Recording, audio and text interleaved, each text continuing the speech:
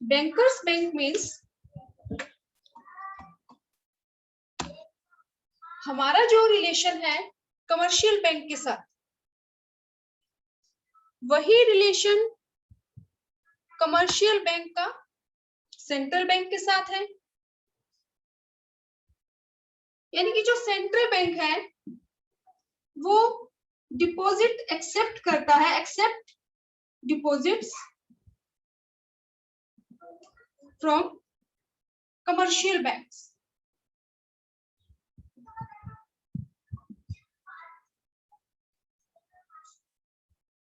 और जो central bank है वो कमर्शियल बैंक्स को इन डिपॉजिट्स पे इंटरेस्ट भी प्रोवाइड करता है, जिसको हम बोलते हैं रिवर्स रेपो रेट।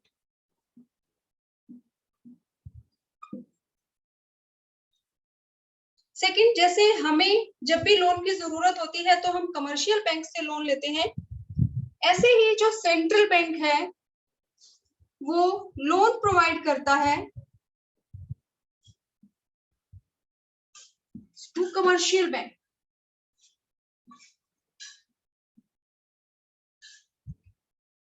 और सेंट्रल बैंक कमर्शियल बैंक को जो लोन प्रोवाइड करता है उस पे वो इंटरेस्ट चार्ज करता है, और उस इंटरेस्ट रेट को हम बोलते हैं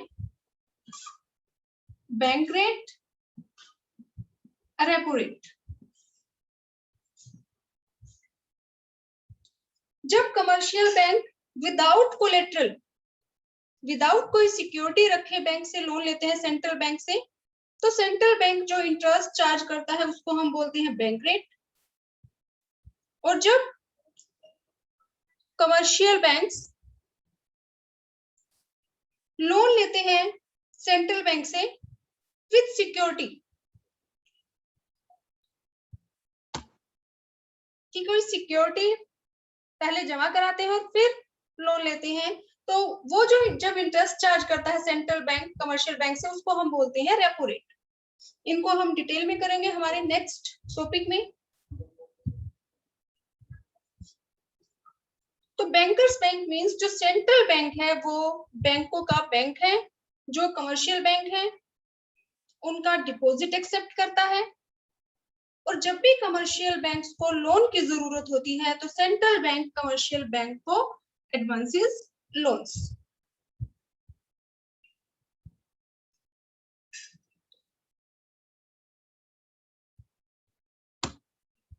इसके अलावा जो सेंट्रल बैंक है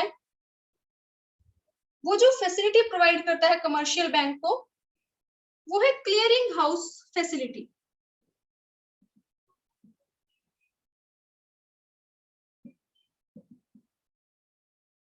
क्लियरिंग हाउस फैसिलिटी मींस कि कमर्शियल बैंक्स की जो भी आपस में पैसे की जो भी लेन देन है उनको वो अकाउंट के थ्रू ही एडजस्ट कर देता है। For example, if there are two banks A and B, bank A have the checks drawn on bank B.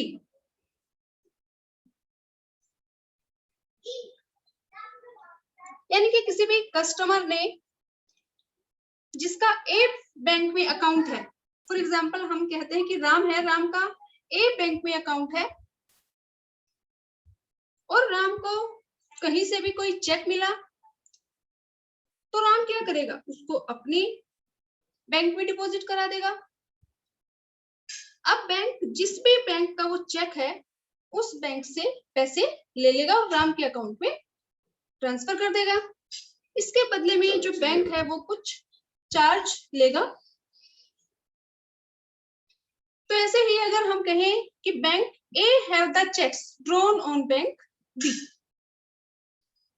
कि जो राम एक पर्सन है और दूसरा है श्याम, राम का अकाउंट है ए बैंक में और श्याम का जो अकाउंट है वो है बी बैंक में। तो अगर बी ने, श्याम ने राम को चेक दे दिया बी बैंक का, तो राम उस चेक को, वो चेक तो है बी बैंक का, लेकिन वो अपने ही अकाउंट में उसको लगाएगा, अपने ही बैंक में डिपॉजिट करेगा, क्योंकि राम का अकाउंट है ए बैंक में। तो ए बैंक के पास चेक है drawn on bank B of ₹10,000, यानी कि ए बैंक को बी बैंक से 10,000 रुपए लेने हैं। ऐसे ही जो बी बैंक है उसके पास चेक है, bank B have cheques drawn on bank A, कि अगर श्याम है, इसका अकाउंट बी बैंक में है और किसी ने इसको पेमेंट करी है जिसका अकाउंट ए बैंक में है, तो क्योंकि जो श्याम है उसका अकाउंट बी बैंक में है तो उसने अपना चेक लगा दिया बी बैंक में। अब जो बी बैंक है वो ए बैंक से 15,000 रुपए ले लेगा। तो कहने का मतलब ये है इन सिंपल वर्ड्स कि एक बैंक ए के पास चेक है बी बैंक के, फॉर एग्जांपल ₹10,000 के, और बैंक बी के पास चेक है ए बैंक के ऑफ ₹15,000 के। तो यानी कि बी बैंक को पेमेंट करनी है ए को 10,000 रुपए की और ए बैंक को पेमेंट करनी है बी बैंक को 15,000 की। तो एक तो तरीका ये है कि ए बैंक बी बैंक को पेमेंट कर दे 15,000 रुपए की और जो बी बैंक है वो ए बैंक को पेमेंट कर दे 10,000 की। लेकिन क्योंकि जैसे हमारे जो अकाउंट है वो कमर्शियल बैंक्स के पास होते हैं, वैसे ही जो भी बैंक्स हैं, जो कमर्शियल बैंक्स हैं, इन सभी बैंकों के अकाउंट होते हैं सेंट्रल बैंक के पास, आरबीआई के पास। तो इनकी जो भी आपस की लेनदारी है कि बी बैंक पेमेंट करेगा ए को 10,000 रुपए की और ए बैंक बी को पेमेंट करेगा 15,000 रुपए की। तो जो सेंट्रल बैंक है वो इनके अकाउंट्स को क्लियर कर देगा यूजिंग देयर अकाउंट्स, क्योंकि जो ये बैंक है, जितने भी कमर्शियल बैंक हैं, उन सभी के अकाउंट होते हैं सेंट्रल बैंक के पास। तो सेंट्रल बैंक उनके अकाउंट को ही डेबिट या क्रेडिट करके उनका जो ये हिसाब किताब है, जो लेन देन है, इनको अकाउंट्स के थ्रू ही सेटल कर देगा। यानी कि आप जो 10,000 रुपीज की जो देनदारी थी वो इनकी बराबर कर देगा अकाउंट्स के थ्रू। अब सिर्फ ए बैंक बी बैंक को दे देगा 5,000 रुपीज जो एक्स्ट्रा है। जो 10,000 रुपीज थे वो दोनों के बराबर है, तो सेंट्रल बैंक इनके अकाउंट्स के थ्रू ही इनका जो बैलेंस है इनको सेटल कर देगा।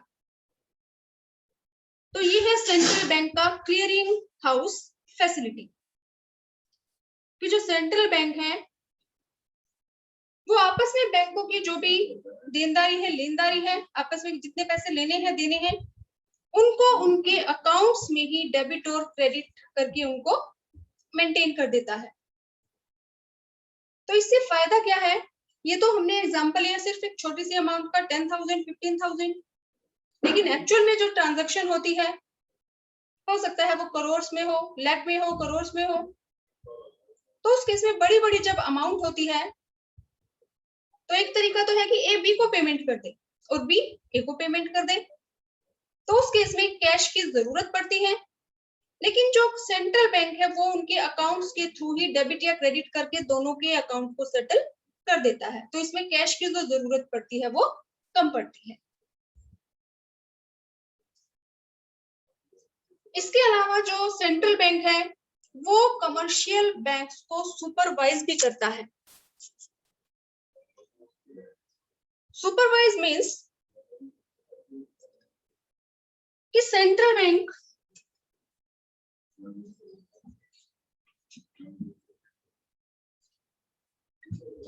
जो भी सीआरआर, एसएलआर,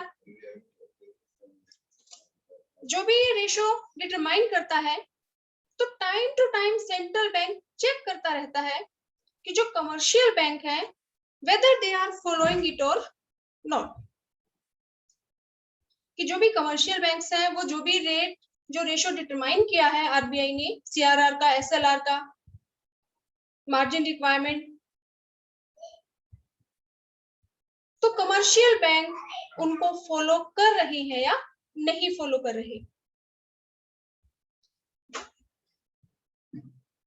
तो कमर्शियल बैंक, जो सेंट्रल बैंक है वो कमर्शियल बैंक्स को सुपरवाइज करता है कि जो भी रेशो उसने फिक्स किए हैं कमर्शियल बैंक उनको फॉलो करे, तो उनको सुपरवाइज भी करता रहता है।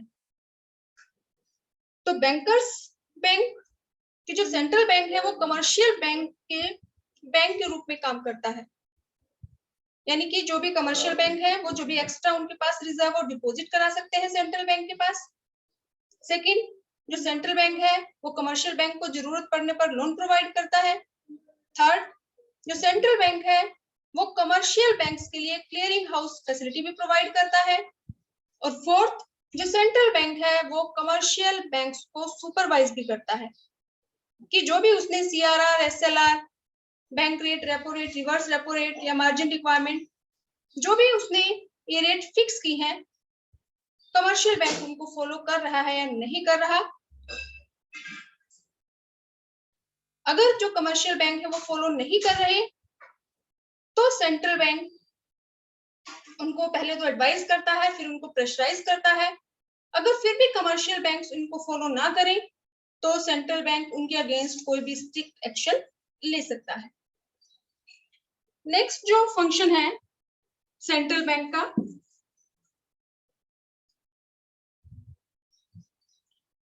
वो है lender of the last resort.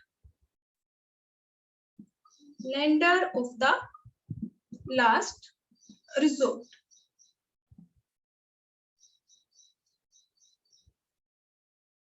Lender of the last resort means, as we know, commercial banks create money many times more than initial demand deposit. कि जो भी कमर्शियल बैंक है, हम जितना भी इनिशियल डिपॉजिट बैंकों में हमारा होता है कि फॉर एग्जांपल अगर हमने 1000 रुपीज डिपॉजिट करा दिए तो जो कमर्शियल बैंक है इसका कई गुना मनी वो क्रिएट करता है in the form of demand deposit by giving loan. तो जो कमर्शियल बैंक है वो जो हमारा प्राइमरी डिमांड डिपॉजिट तो कम है लेकिन इसका कई गुना मनी क्रिएट करता है, वो इस बेस पे करता है क्योंकि कमर्शियल बैंक्स का अपना हिस्टोरिकल एक्सपीरियंस होता है। उनको पता है कि सभी कस्टमर एक बार में अपने पैसे को विड्रॉ नहीं करते। अगर एक कस्टमर अपने पैसे विड्रॉ करेगा तो वो जिसको भी विड्रॉ करेगा तो उसका यूज करने के लिए उसको खर्च करेगा, किसी दूसरे पर्सन को पेमेंट करेगा, तो दूसरा पर्सन जिसको पैसे मिले हैं वो बैंक में वापस डिपॉजिट करा देगा। तो इसीलिए जो कमर्शियल बैंक है वो हमारा जो भी प्राइमरी डिमांड डिपॉजिट होता है या इनिशियल जो डिमांड डिपॉजिट होता है इसका कई गुना मनी क्रिएट करता है। लेकिन कई बार सिचुएशन ऐसी हो जाती है कि कमर्शियल बैंक जितना सोचते हैं, फॉर एग्जांपल अगर कमर्शियल बैंक ये सोचते हैं, जो भी उनका हिस्टोरिकल एक्सपीरियंस है उसके हिसाब से, कि जो कस्टमर है वो प्राइमरी डिमांड डिपॉजिट का या जो भी डिमांड डिपॉजिट है इसका सिर्फ 10% ही वो विड्रॉ करते हैं एक बार में। लेकिन कई बार सिचुएशन ऐसी हो जाती है कि अगर ज्यादा कस्टमर एकदम से अपने पैसे विड्रॉ करने आ जाएं तो कमर्शियल बैंक उनकी पेमेंट कहां से करेगा, क्योंकि कमर्शियल बैंक इस डिमांड डिपॉजिट में से कुछ पैसा सीआरआर की फॉर्म में रिजर्व बैंक के पास जमा करता है, इस 1000 में से कुछ वो अपने पास रख लेता है statutory liquidity ratio in the form of gold, cash, unencumbered securities, और इसके अलावा वो गोल्ड कैश की फॉर्म में भी अपने पास कुछ पैसा रखता है। लेकिन अगर जितना कमर्शियल बैंक ने सोचा है उससे ज्यादा कस्टमर अगर अपने पैसे को विड्रॉ करने आ जाए तो उस केस में कमर्शियल बैंक क्या करेगा? सबसे पहले तो कमर्शियल बैंक कोशिश करता है कि और जो अदर बैंक है उनसे उसको लोन मिल जाए। लेकिन अगर commercial banks fails to arrange the money from anywhere, कि अगर कमर्शियल बैंक्स को कहीं से भी पैसे ना मिले, तो उस केस में कमर्शियल बैंक सेंट्रल बैंक को अप्रोच करते हैं और सेंट्रल बैंक ऐसी सिचुएशन में कमर्शियल बैंक्स को लोन प्रोवाइड करते हैं। इसको ही हम बोलते हैं लेंडर ऑफ लास्ट रिजोर्ट, कि जब कमर्शियल बैंक्स को कहीं से भी वो पैसे अरेंज ना कर पाए, तो उस केस में सेंट्रल बैंक कमर्शियल बैंक्स को लोन प्रोवाइड करता है ताकि लोगों का बैंकिंग सिस्टम में विश्वास बना रहे और जो बैंकिंग सिस्टम है वो स्मूथली चल सके। कि फॉर एग्जांपल अगर मैं कहूं कि राम अपने पैसे विड्रॉ करने गया बैंक के पास, उसको ज्यादा पैसे की जरूरत थी, तो अगर वो अपने सारे पैसे को विड्रॉ करना चाहे और कमर्शियल बैंक्स के पास पैसे हैं नहीं, तो उस केस में अगर कमर्शियल बैंक राम को उसके पैसे देने से मना कर दे कि आपको 1 वीक के बाद मिलेगा, तो क्या राम का बैंकिंग सिस्टम में विश्वास बना रहेगा?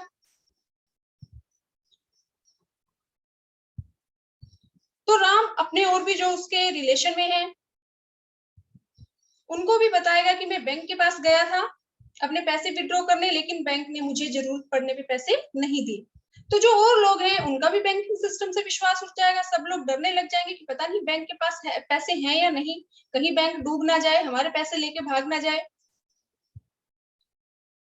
तो उस केस में सभी लोग अपने पैसे को विड्रॉ करना शुरू कर देंगे और अगर सभी लोग अपने पैसे को विड्रॉ करना शुरू कर देंगे तो बैंकिंग सिस्टम कैसे चलेगा? तो ये जो ऐसी सिचुएशन अगर अराइज हो जाए कि लोग अपने पैसे विड्रॉ करने गए बैंक में और बैंक के पास पैसे नहीं है, तो ऐसी सिचुएशन को हम बोलते हैं फाइनेंशियल क्राइसिस। तो lender of last resort means when commercial banks fails to arrange money from anywhere, then commercial banks approach to central bank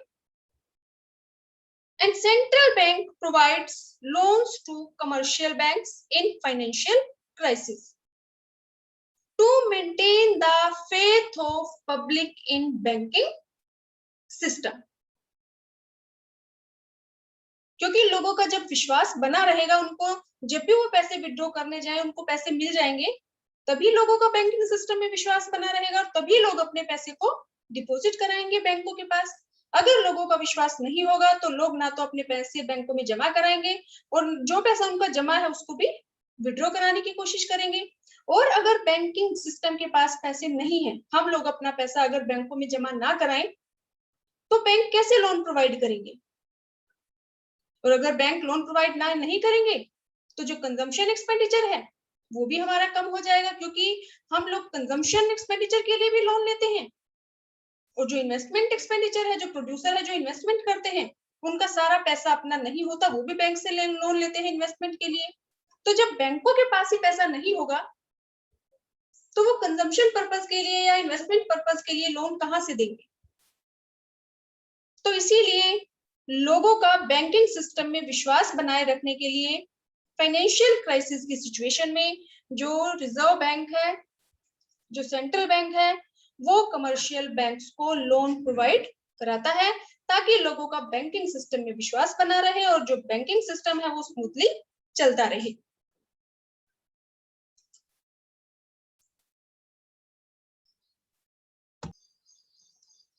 central bank का वो है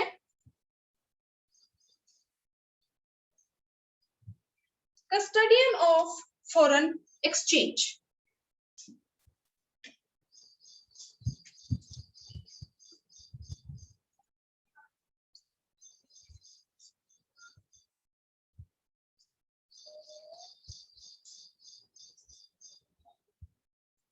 custodian of foreign exchange.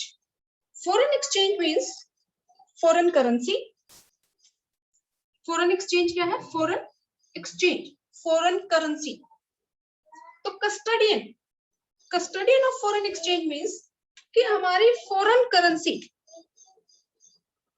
से रिलेटेड जितने भी ट्रांजैक्शंस हैं all are routed through RBI. यानी कि for example अगर हमारी कंट्री से एक्सपोर्ट होता है तो हमारे पास फॉरेन एक्सचेंज या फॉरेन करेंसी हमारी कंट्री में आती है, या अगर हम इंपोर्ट करते हैं तो जिस भी कंट्री से हम इंपोर्ट करते हैं उसी कंट्री की करेंसी में हमें पेमेंट करनी पड़ती है, तो फॉरेन एक्सचेंज हमारी कंट्री से बाहर जाता है। ऐसे ही अगर फॉरेन इन्वेस्टमेंट हमारे यहाँ पे होती है तो जो कंट्री हमारे यहाँ इन्वेस्टमेंट करती है वो फॉरेन एक्सचेंज हमारी कंट्री में आ जाता है। ऐसे ही अगर हम किसी दूसरी कंट्री में इन्वेस्ट करते हैं, या अगर हम कहीं बाहर घूमने जाते हैं या मेडिकल ट्रीटमेंट के लिए जाते हैं, या हम किसी दूसरी कंट्री को डोनेट करते हैं, तो उस केस में जो फॉरेन करेंसी है या फॉरेन एक्सचेंज है वो हमारी कंट्री से बाहर जाता है। तो वो सारा रिकॉर्ड कि कितनी फॉरेन करेंसी हमारे यहाँ पे आई है और कितनी फॉरेन करेंसी हमारे यहाँ से गई है, all monetary transactions related to foreign currency are recorded by RBI. RBI के पास सारा रिकॉर्ड होता है कि कितनी फॉरेन करेंसी हमारे यहाँ पे आई है और कितनी फॉरेन करेंसी हमारे यहाँ से दूसरी कंट्रीज में गई है। तो जो भी फॉरेन करेंसीज है या फॉरेन एक्सचेंज है, transactions related to foreign currency are routed through RBI. सारा रिकॉर्ड आरबीआई के पास है। तो हम ये कहेंगे कि जो सेंट्रल बैंक है is the custodian of country's foreign exchange reserve,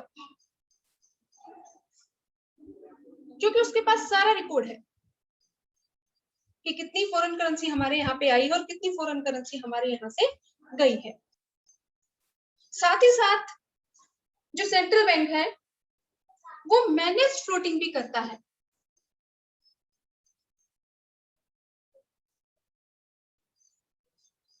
manage floating means sell and purchase of foreign exchange. Sell and purchase of foreign exchange in international money market to achieve stability in foreign exchange rate।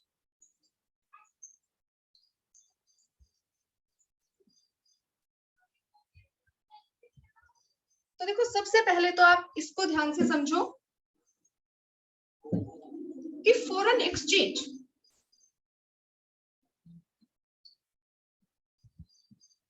foreign exchange means foreign currency,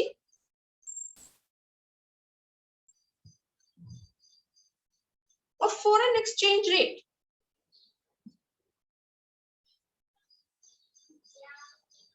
foreign exchange rate means कि foreign की जो भी currency है, foreign currency या foreign exchange means हमारी domestic currency, हमारी India में जो करेंसी चलती है, हमारा जो रुपीज है, उसको छोड़ के वर्ल्ड की जितनी भी कंट्रीज हैं उनमें जो भी करेंसी चलती है वो हमारे लिए क्या है? फॉरेन एक्सचेंज या फॉरेन करेंसी। और फॉरेन एक्सचेंज रेट मींस कि फॉरेन की एक करेंसी खरीदने के लिए हम अपनी कितनी करेंसी की पेमेंट करते हैं, यानी कि प्राइस ऑफ फॉरेन करेंसी। कि फॉर एग्जांपल एक यूएस डॉलर खरीदने के लिए हम अब अगर अपने 73 रुपीज पे कर रहे हैं तो ये क्या है? Foreign exchange rate. कि फॉरेन का $1 परचेज करने के लिए हम इंडिया के कितने रुपीज पे कर रहे हैं? 73। तो ये क्या है? Foreign exchange rate. तो वैसे तो हमारा जो फॉरेन एक्सचेंज रेट है it is determined by market forces. आपको डिमांड वाला चैप्टर याद होगा कि यहाँ पे हम प्राइस लेते थे, तो हम यहाँ पे लिखेंगे एक्सचेंज रेट। और यहाँ हमारी है क्वांटिटी, यानी कि demand and supply of foreign currency. ये हमारा डिमांड कर्व है फॉरेन करेंसी का, और ये हमारा सप्लाई कर्व है फॉरेन करेंसी का। तो वैसे तो जो भी फॉरेन एक्सचेंज रेट, यानी कि एक फॉरेन की करेंसी खरीदने के लिए हम अपने कितने रुपीस पे करेंगे, वो डिपेंड करता है demand and supply of foreign currency. ये डिमांड है, नेगेटिव स्लोप है, यानी कि एक्सचेंज रेट और डिमांड में इनवर्स रिलेशन है, और ये सप्लाई कर्व है, ये पॉजिटिव स्लोप है, एक्सचेंज रेट और सप्लाई ऑफ फॉरेन करेंसी में पॉजिटिव रिलेशन है। तो फॉर एग्जांपल हम अज्यूम कर लेते हैं कि ये डिमांड है डॉलर की और ये सप्लाई है